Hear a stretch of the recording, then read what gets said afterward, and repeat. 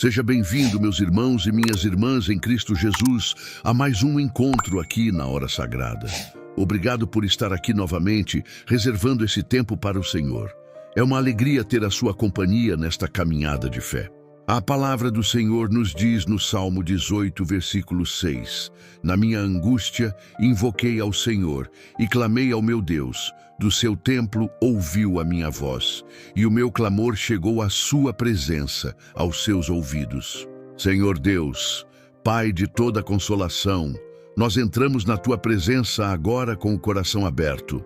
Pai, o salmista nos ensina que o Senhor ouve o clamor que sai da angústia, e é com essa confiança que estamos aqui nesta hora sagrada. Senhor, eu te peço agora que cada alma que está do outro lado desta tela, cada vida que parou tudo para te buscar, saia daqui restaurada pelo poder da tua palavra. Que o teu Espírito Santo traga o renovo, cure as feridas e fortaleça o abatido. Que nenhum irmão saia da mesma forma que entrou. Que a tua voz ecoe em cada coração agora. Amém. Meus irmãos, parem por um minuto. Imagine que você recebe uma ordem de Deus para levar uma mensagem de arrependimento para um povo rebelde. Um povo que não quer saber do Senhor, que vive sem misericórdia e que só pensa no seu próprio ego. Imagine ter que encarar aqueles que zombam da sua fé e desprezam tudo o que é sagrado. Mas a prova é ainda maior. Imagine que Deus te envia para falar com quem feriu a sua família, com quem tirou a sua paz ou tentou destruir a sua vida. Jonas se viu exatamente nesse lugar. O seu coração endureceu porque ele não aceitava que a graça de Deus alcançasse quem só semeou a dor. Por isso, ele escolheu a fuga, tentando se esconder da presença do Altíssimo. Muitas vezes, a nossa desobediência é o reflexo de uma ferida que não queremos curar. Fugimos porque é difícil perdoar, mas a história de Jonas nos ensina que não há mar profundo que cale a voz de Deus. Prepare o seu coração, pois hoje vamos entender que a restauração começa quando paramos de fugir e deixamos a soberania do Senhor governar a nossa vontade. Ao meditar no livro de Jonas, a gente vai entender que a fuga dele não era apenas de uma cidade geográfica, mas um confronto profundo com o próprio coração. Vamos entender que muitas vezes a tempestade que nos alcança não é um castigo para nos destruir, mas o caminho que Deus usa para nos fazer parar de fugir e começar a perdoar. É no silêncio do abismo que Deus reconstrói a nossa alma. Vamos mergulhar nessa palavra agora. Meus irmãos, aqui no livro de Jonas, no capítulo 1, nos 2 primeiros versículos, a palavra de Deus nos diz assim: E veio a palavra do Senhor a Jonas, filho de Amitai, dizendo: Levanta-te, vai à grande cidade de Nínive e clama contra ela, porque a sua malícia subiu até a minha presença. Ao lermos esses versículos, precisamos entender o primeiro ponto principal. E veio a palavra do Senhor. Meus irmãos, prestem atenção nisso. Quando a Bíblia diz que veio a palavra do Senhor, está deixando claro que a iniciativa foi de Deus. Não foi Jonas que acordou com vontade de pregar, não foi um pensamento dele. A palavra veio do trono de Deus. Quando a palavra do Senhor chega, ela traz uma ordem que não pode ser ignorada, pois não é a palavra de um homem, mas a autoridade do próprio Deus falando com o seu profeta. E o segundo ponto principal é: porque a sua malícia subiu até a minha presença. Meus irmãos, vejam a gravidade disso. Deus está dizendo para Jonas que a maldade, o pecado e a corrupção de Nínive foram tão longe que chegaram diante dele. Isso nos mostra que Deus está vendo tudo. A malícia daquele povo não ficou escondida. Ela subiu, ela clamou diante do Senhor. Jonas foi chamado porque o limite do pecado daquela cidade tinha sido atingido. E Deus, em sua justiça, decidiu intervir. Meus irmãos, agora vamos para o versículo 3, onde a Bíblia nos mostra a reação de Jonas diante da ordem de Deus. A palavra diz assim: Porém, Jonas se levantou para fugir da presença do Senhor para Tarsis, e desceu a Jope, e achou um navio que ia para Tarsis. Pagou, pois, a sua passagem, e desceu para dentro dele, para ir com eles para Tarsis, para longe da presença do Senhor. Aqui nós vemos algo impressionante. Jonas foi o único profeta que desobedeceu abertamente à voz de Deus dessa maneira. Jonas sabia que não poderia se esconder de Deus, mas o seu coração estava tão ferido e tão rebelde que ele tentou ir para o lugar mais longe possível. Isso nos mostra que o conhecimento da palavra não garante a obediência.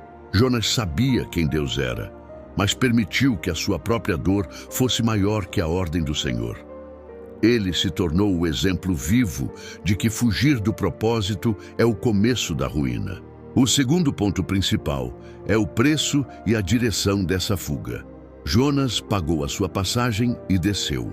Meus irmãos, a desobediência sempre custa caro, e o caminho de quem foge de Deus é sempre para baixo. Percebam que a Bíblia diz que ele desceu a Jope e depois desceu para dentro do navio. Quem vira as costas para o chamado do Senhor nunca sobe na vida espiritual, sempre desce para as profundezas da angústia e para a escuridão dos porões da alma. Meus irmãos, a Bíblia diz que o Senhor não deixou Jonas fugir em paz. No capítulo 1, no versículo 4, a palavra diz: Mas o Senhor lançou sobre o mar um grande vento, e fez-se no mar uma grande tempestade, e o navio estava para quebrar-se. Veja que Deus ama tanto o seu profeta que ele prefere enviar uma tempestade para pará-lo do que deixá-lo seguir no caminho da desobediência. Às vezes, o que você chama de problema é Deus parando a sua fuga. Depois de muito relutar, Jonas é confrontado pelos marinheiros e finalmente o seu coração começa a ceder. No versículo 12, ele diz: Tomai-me e lançai-me ao mar, e o mar se aquietará, porque eu sei que por minha causa vos sobreveio esta grande tempestade. Aqui começa o arrependimento. Meus irmãos, o arrependimento não é apenas sentir tristeza, é assumir a responsabilidade. Jonas parou de culpar as circunstâncias e reconheceu que ele era o motivo do problema. Ele entendeu que para os outros terem paz, ele precisava se render. Ao pedir para ser lançado ao mar, Jonas estava morrendo para a sua própria vontade. Ele preferiu se entregar nas mãos de Deus, mesmo no meio das ondas, do que continuar no navio da desobediência. Isso nos ensina que o verdadeiro arrependimento nos faz perder o medo das consequências, desde que possamos voltar a estar em paz com o Senhor. Jonas aceitou o abismo para não ter que viver mais longe da presença do seu Criador.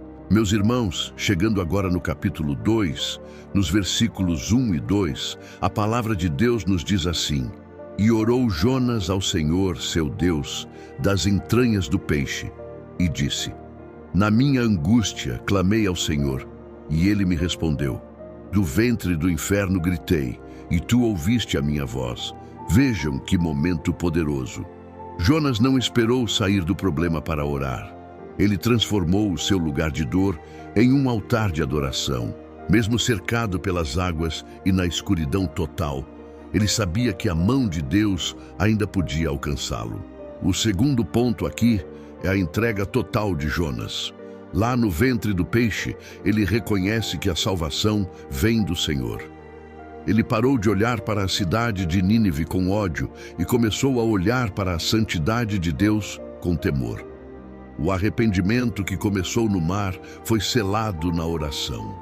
Jonas entendeu que não importava o quão profundo ele tivesse descido, a misericórdia de Deus era ainda mais profunda. Ele se rendeu completamente à vontade do Pai, aceitando finalmente a sua missão. Vemos o milagre da restauração no versículo 10. Falou, pois, o Senhor ao peixe, e este vomitou a Jonas na terra seca. Meus irmãos, prestem atenção nisso. Quando Jonas se alinhou com Deus através da oração, até a natureza teve que obedecer. O que era para ser o túmulo de Jonas se tornou o veículo da sua libertação. Deus deu uma segunda chance ao seu profeta. colocando seus pés novamente em terra firme. Isso nos mostra que não importa onde você caiu, se houver um clamor sincero, Deus tem poder para te colocar de pé novamente. Meus irmãos, a Bíblia diz no capítulo 3, nos versículos 1 e 2, que a palavra do Senhor veio a Jonas pela segunda vez, dizendo: levanta-te e vai à grande cidade de Nínive e prega nela a pregação que eu te digo. Deus não desistiu do seu profeta. Jonas se levantou e desta vez obedeceu. Isso nos ensina que o nosso Deus é o Deus das segundas chances. Ele nos restaura para que possamos terminar a missão que Ele colocou em nossas mãos. Jonas começou a entrar na cidade e no versículo 4 ele pregava uma mensagem muito forte. Ainda 40 dias e Nínive será subvertida. Não era uma mensagem de entretenimento, era um aviso de juízo.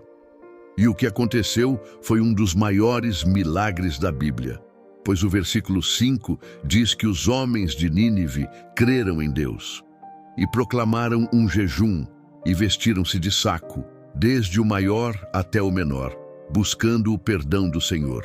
Vemos no versículo 10 que o arrependimento do povo moveu o coração de Deus.